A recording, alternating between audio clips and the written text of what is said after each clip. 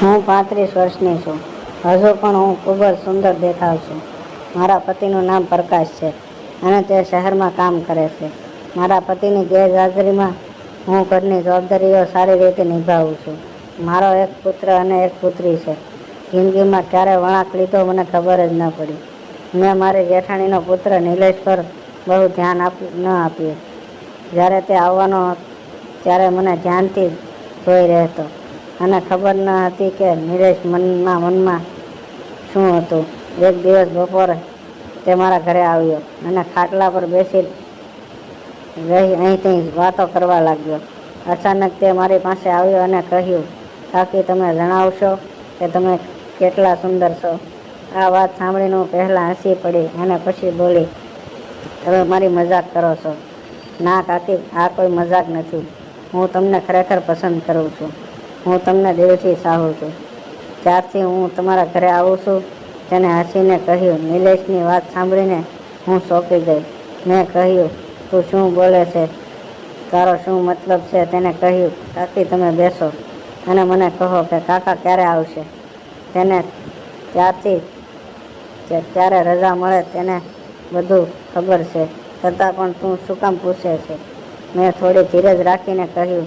થોડી વાર પછી તે કહેવા લાગ્યા, અને મને તમારા માટે દુઃખ થાય છે, પણ કાકા તમારી પાસે કેમ નથી આવતા? જો તમે ચિંતિત હોય તો આટલા દિવસો પછી ઘરે ના આવ્યા હોત તો તે ગામમાં કંઈ કામ કરી શક્યો હોત. આટલું કહીને નિલેશ મારી દુખતી નસ પર હાથ મૂક્યો અને તેને મને લાગ્યું કે આ પછી તે મારી નજીક આવવા લાગ્યો અને મારો હાથ પકડીને કહ્યું, હવે તમે ચિંતા ના કરો, બધું સારું થઈ જશે. આટલું કહીને નિલેશ તો ચાલ્યો ગયો, પણ મનમાં એક સવાલ છોડતો ગયો. હું વિચારવા લાગી કે નિલેશને મારા રૂમમાં આવવાનો હેતુ શું હતો. તે જોવામાં 22 વર્ષનો લાગતો હતો. તે અપરિણિત હતો અને તે ગામમાં એક દુકાનમાં કામ કરતો હતો. પગાર તો તેનો વધુ ન હતો, પણ તે સારા પૈસા કમાઈ લેતો હતો. તેનું દિલ મારા પર આવી ગયું હતું. હું મારા પતિની યોગથી ખૂબ જ પરેશાન હતી. આ બહાનો ઉપયોગ કરીને તે મારા હૃદયમાં સ્થાન બનાવી હું શરૂ કરી. નિલેશ પણ આ વાતનો ડર હતો કે જો બીજે ખબર પડશે તો પરિવારમાં તોફાન આવશે. તે દિવસે નિલેશ ગયા પછી હું લાંબા સમય સુધી તેના વિશે વિચારતી રહી. તે શું ઈચ્છે છે? હું તે રાત્રે મોડે સુધી સૂઈ શકી નહીં. નિલેશની વાત મને મારા પતિની યાદ આવી રહી હતી, પરંતુ હવે ઉંમર અને સંબંધ નિલેશ કરતાં મોટી હતી અને મને મારા પતિ પ્રત્યે ગુસ્સો પણ આવતો હતો, કારણ કે મારા પતિ દૂર રહેવાના કારણે મારું પણ મન ડગમગતું હતું. મેં નક્કી કર્યું હતું કે આ વખતે જ્યારે મારા પતિ ઘરે આવે ત્યારે હું તેમને કહીશ કે કાં તો ગામમાં રહીને કામ કરો અથવા તો મને સાથે લઈ જાઓ. થોડા દિવસ પછી મારા પતિ રજા પર આવ્યા ત્યારે મેં કહ્યું, જો મને તમારા વિના રહેવા મન થતું નથી, કાં તો તમે અહીં રહી કામ કરો અથવા તો હું મારા બાળકોને લઈને શહેરમાં આવી જાઉં. હું તમારી સાથે રહી. મારી વાત સાંભળીને તેને કહ્યું, મને લાગે છે કે તું પાગલ થઈ ગઈ છે. તારી ઉંમર જો, બાળકો મોટા થઈ રહ્યા છે અને તું રોમાંચક કરવાનું વાત વિચારી રહી છે. હું 2 દિવસથી તેની સાથે ઘરે રહી. ત્યાં સુધી હું ખૂબ જ ખુશ હતી, પણ મારા પતિના ગયા પછી મારા શરીરની ભૂખ ફરી વધવા લાગી. હું ઉદાસ થઈ ગઈ. પછી મારા હૃદય અને મનમાં તે વિચારો ફરવા લાગ્યા, તેને મળવા આતુર નથી એટલે નહીં. હું મારા જેઠાણીના ઘરે ગઈ અને પૂછ્યું કે નિલેશ આવ્યો છે કે નહીં. જેઠાણીએ કહ્યું કે તે આવતો હતો, પણ ઉતાવળમાં તે ચાલ્યો ગયો.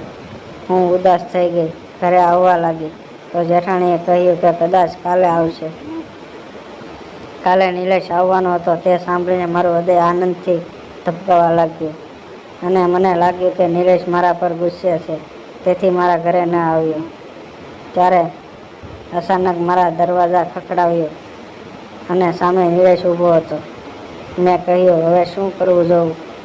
ફરવું. તે કંઈ પછી નિલેશ ઘરમાં પ્રવેશ કર્યો અને મેં દરવાજો બંધ કરી દીધો. નિલેશની સાથે વાતો કરવા લાગી. થોડીવાર પછી હું 2 કપ ચા લઈને આવી તો નિલેશે પૂછ્યું કે કાકા ક્યાં આવ્યા હતા. તે કહીને મેં હા પાડી અને કહ્યું કે 2-4 દિવસ રોકાયા પછી તે ગયા. નિલેશને લાગ્યું કે હું મારા પતિથી ખુશ નથી. તેને તકનો લાભ લીધો અને કહ્યું કાકી, મારે કંઈ કહેવું છે પણ મને ડર લાગે છે.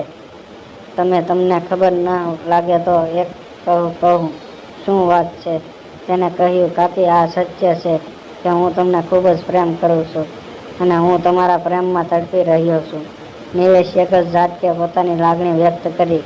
નિલેશની વાત પર મને ગુસ્સો આવ્યો અને તેને કહ્યું, તને આનો મતલબ ખબર છે?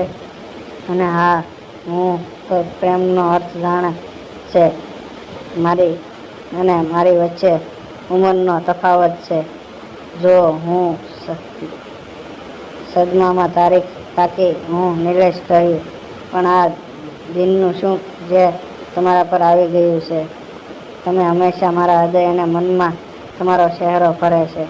હું નિલેશ, તું પાગલ થઈ ગયો છે?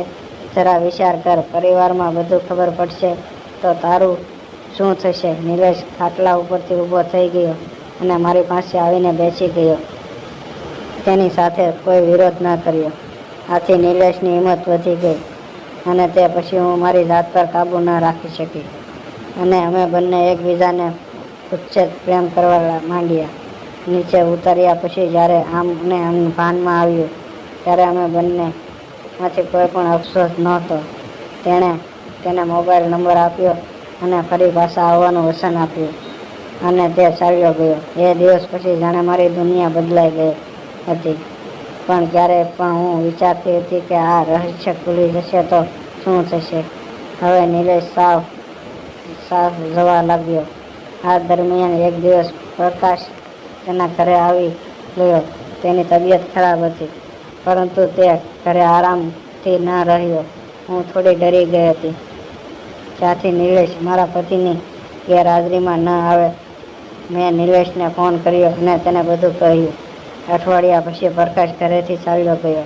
પણ મારા મનમાં ડર હતો કે પાડોશીઓ મારા અને નિલેશના આવવા જવાની જાણ હતી. એટલે છેવટે એક દિવસ પાડોશીએ મને કહ્યું કે યુવાન છોકરાઓનું આ રીતે આવવું અને જવું યોગ્ય નથી. તારી જુવાન દીકરીઓનું થોડું ધ્યાન રાખ. મેં કહ્યું, મારું ઘરમાં સાંભળવા છું, સાથે છું, તેથી ધ્યાન રાખીશ. અમારી ચિંતા ન કરો. નિલેશ કોઈ પણ પ્રતિબંધ વિના મારા ઘરે આવતો રહેતો. પાડોશની પણ ચિંતા હતી. એક દિવસ પ્રકાશ ઘરે આવ્યો ત્યારે એક પાડોશીએ કહ્યું કે તમારી ગેરહાજરીમાં નિલેશ અવારનવાર તમારા ઘરે આવે છે, ત્યારે આ બાબત પર ધ્યાન આપવું જોઈએ. પ્રકાશે ચોક્કસપણે લાગ્યું કે કોઈ ખોટું થઈ રહ્યું છે. તેણે મને પૂછ્યું કે નિલેશનું આ ચક્કર શું છે? પત્નીની વાત સાંભળીને મારા ધબકારા વધી ગયા. તમે શું કહો છો? તે અહીંયા ક્યારે આવે છે? તો ખોટું શું છે? ઘરે એક યુવાન છોકરી છે, તેની તમને અહીં આવવા માટે ના પાડી દે. પ્રકાશ મને કહ્યું, હું મારી દીકરીનું ધ્યાન જાતે રાખી શકું છું, પણ હું શું ક્યારે વિચાર્યું છે કે તમારા વિના કેવી રીતે જીવીશ? ફક્ત તમારા માટે શું બહાર રહું છું? કલ્પના પણ કરે છે તમારા વિના મને ત્યારે સારું લાગતું હશે. મારા અને નિલેશ વિશે જે સમાચાર આપ્યા તે કારણે પ્રકાશ મને ખૂબ જ કહ્યું. મને માનવામાં લાગ્યું કે 2 દિવસ 4 દિવસ રોકાઈ અને તેના કામ માટે શહેરમાં ચાલ્યો ગયો. આ વખતે તેને કામમાં રસ લાગતો ન હતો. તેને લાગ્યું કે તેના પરિવારમાં પાયો હચમચી ગયો છે. એક દિવસ તેને અચાનક રજા લીધી અને તેના કહ્યા વગર ઘરે આવી ગયો. જ્યારે તે ઘરમાં પ્રવેશ્યો ત્યારે તેણે રૂમનો દરવાજો ખોલ્યો. તેણે ઘરમાં કોઈ બાળક દેખાયું ન હતું. નિલેશ અને હું સાથે હતા. ગુસ્સામાં પ્રકાશ લાકડી વડે ઉપાડી અને અમને બરોબર રીતે માર માર્યો. નિલેશ ભાગી ગયો અને બીજા દિવસે જે કંઈ બન્યું તે જાણવા માટે વિડીયોને લાઈક અને ચેનલને સબસ્ક્રાઈબ જરૂર કરજો. આવતીકાલે ફરી મળીશું. જો આ વાર્તાના આગળના ભાગનો વિડીયો પૂરેપૂરો જોવા બદલ તમારો ખૂબ ખૂબ ધન્યવાદ. આભાર.